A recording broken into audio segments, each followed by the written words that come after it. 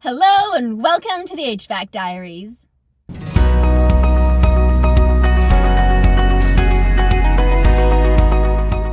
Today is Saturday, August 26th, and this is my weekly HVAC vlog. This vlog is brought to you and sponsored by New Calgon. I literally use New Calgon products every single day at work, and I've started using them at home as well. Are you ready for some HVAC Hit Benches? Let's go. I think my favorite job this week was actually just yesterday. We were called to a concrete factory. They have an air dryer that wasn't working. And we just have to laugh. A lot of times when we arrive to places, the contact there will say the same thing to us. And so this guy said the same thing to us this time, and he was like, I think it just needs a bit of Freon. So we always nod and go, okay. So we took a look at this air dryer, and my brother actually took off the back panel, and there was immediate evidence of burnt in there. Like all the electrical and the start things, the capacitor, the relay, even the overload was burnt to really crispy, toasty crispiness.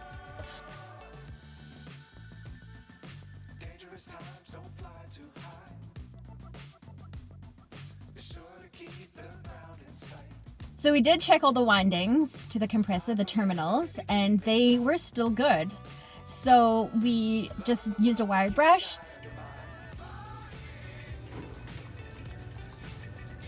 We use one of those Supco 3-in-1 hot start kits to get her going.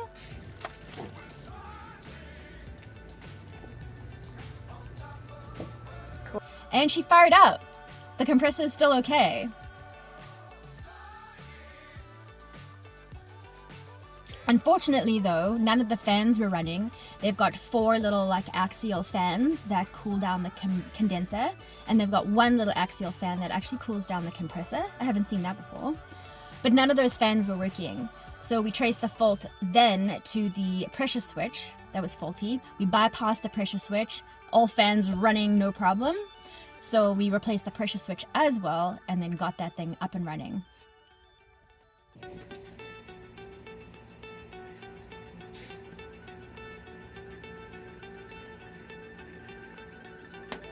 I also got to replace 2 thermostats in a server room for the department that has all of the photos for red light cameras around the city. So we have these traffic cameras, and if you go through a red light, it'll take your photo and it'll send you a lovely fine in the mail. And so that's the server room, the office that we were working in. The server room has 2 different systems and a backup system. And one of the thermostats was faulty. It was just not communicating, not doing the right thing. So instead of replacing one and having 2 different kinds of thermostats, we just replaced both of them at the same time. But unfortunately, we had to do the thermostat replacements live, which I don't do very often, and I know it's just 24 volts, but if I cross a couple of the wires, it could blow a fuse, and that fuse is so difficult to get to. So I didn't take any chances. As I was pulling off each of the wires, I wire nutted each of them, so I was taking extra precaution, but I don't care. I got it done without blowing that fuse. So high, I'm hypnotized. What's up is down, what's left is right. Chasing stars and holding you. I can't see the end, but we'll see it through.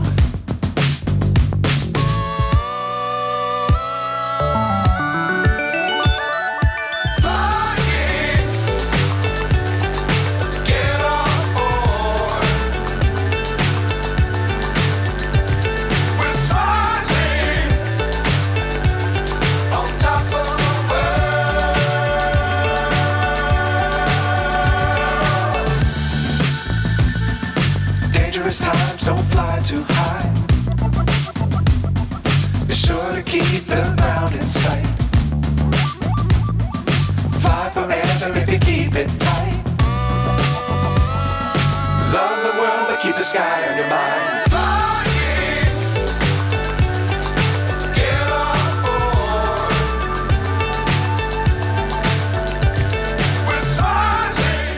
thermostats we put in there are also very, very simple. So they do cooling only. Obviously, there's no heating in that server room. And they have no programming. They just hold one steady temperature all the time. This week, we also looked at a little prep cooler for a quesadilla. I guess they do tacos and burritos. So they've got this prep cooler that just wasn't getting cold anymore. It was the temperatures just going up and up.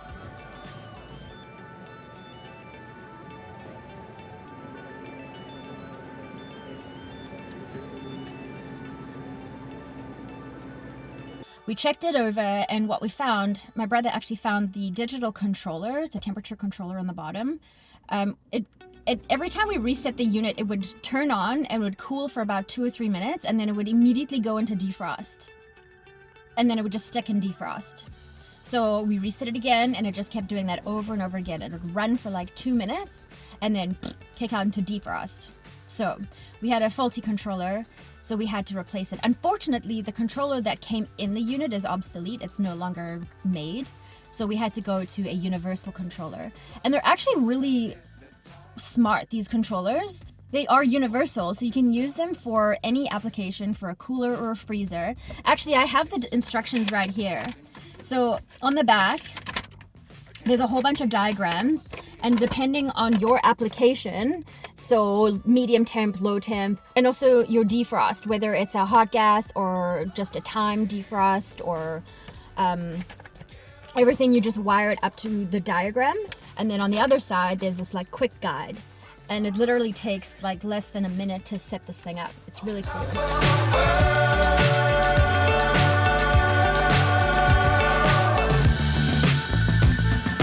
Dangerous times, don't fly too high. Be sure to keep the ground in sight. Fly forever if you keep it tight. Love the world, but keep the sky on your mind.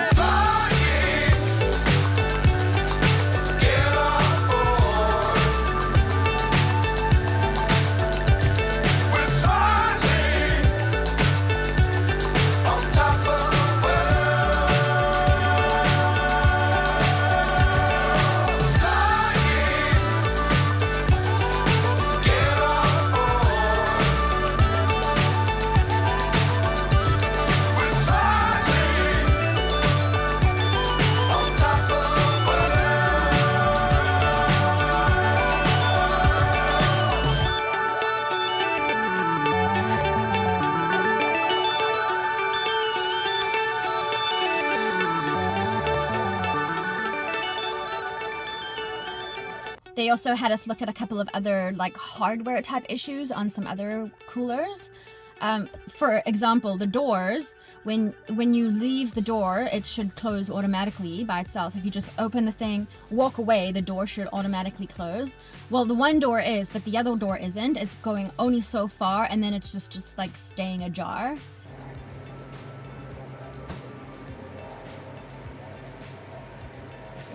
So there's like a little tensioner thing in the door, not really in the hinge, but it's like on its own thing. It's a little tensioner. It's really tricky.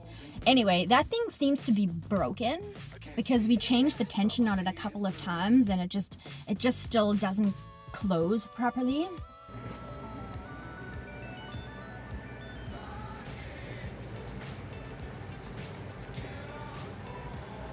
So I'm going to see if I can source a new part, but it's very tricky because it's not the hinge, and it's not the bracket, and it's not this. It's this little like thing.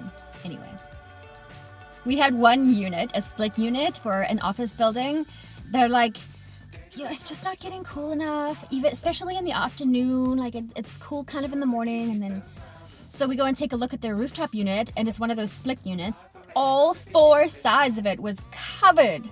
Just a blanket, like there was no airflow going through that poor thing. Oh.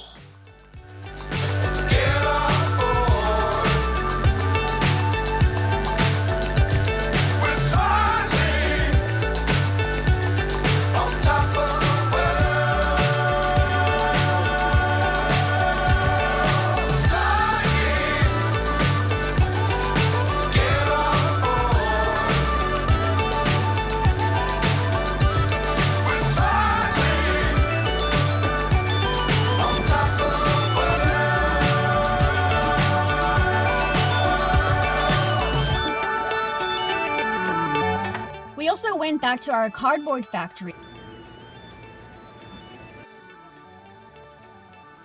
They've got a wax chiller there. So it's a chiller that works on their wax coating machine.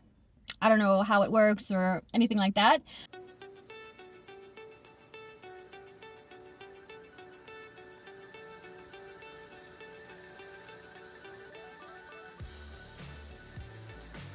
But we were called there because it had a low water level alarm. So we went there and everything kind of checked out okay. What happened was there's like a float switch in there. It's very cool. It's also very expensive. Apparently this part is like $1,000 just for this float switch. And it's got this long like bulb on it. And the switch itself, it just lifts up and down, and it's very, very sensitive. If you touch it with your finger, it just like that.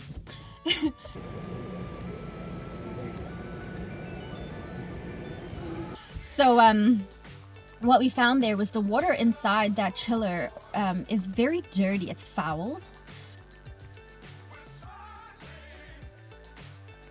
We have flushed it out recently as in maybe a year ago, and it's fouled again. So what we think was whatever is in there, that dirt, is it forms a film on that bulb, and so when that little lever moves up and down, it doesn't make contact anymore. It's being not stuck, maybe stuck, but it's just not making contact anymore because there's like a layer of film in there.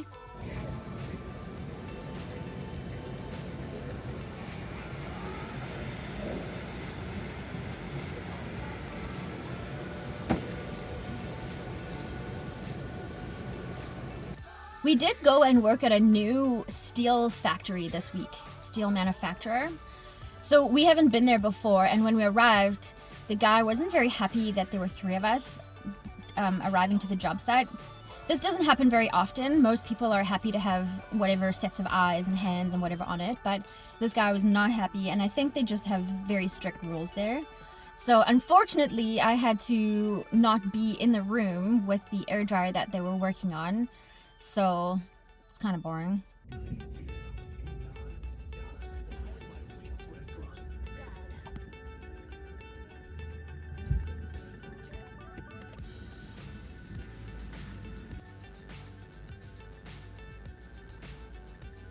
We worked on a walk-in freezer for a little like Greek restaurant. We go inside and we take a look, and the evaporator coil is just frosted right over. It's a solid block of ice.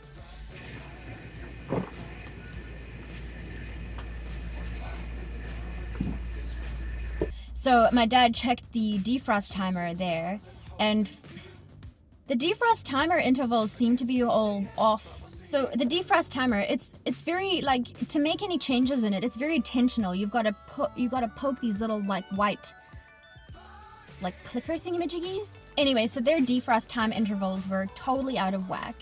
So we reset those time intervals, but then we had to get rid of all of the ice on the coil.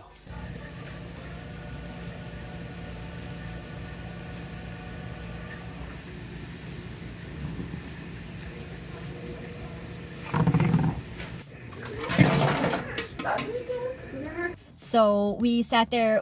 Hot water or warm water is definitely the most effective way to get rid of ice, but we also used our heat gun, and we got it off and we got her up and running.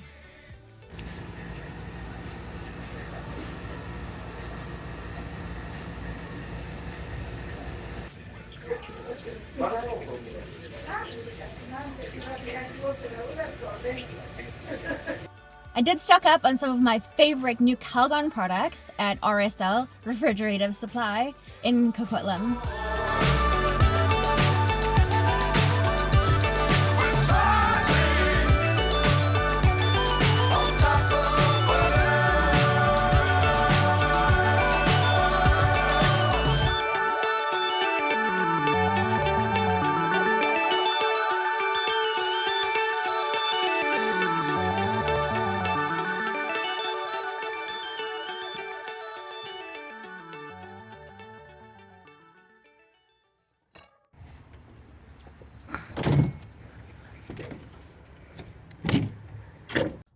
that's all the stories I have for you this week. Thank you so much for joining me on this episode of the HVAC Diaries HVAC vlog.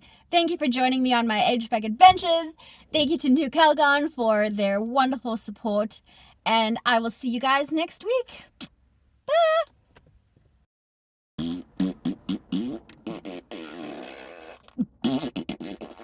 Wait, so they had... What did they have?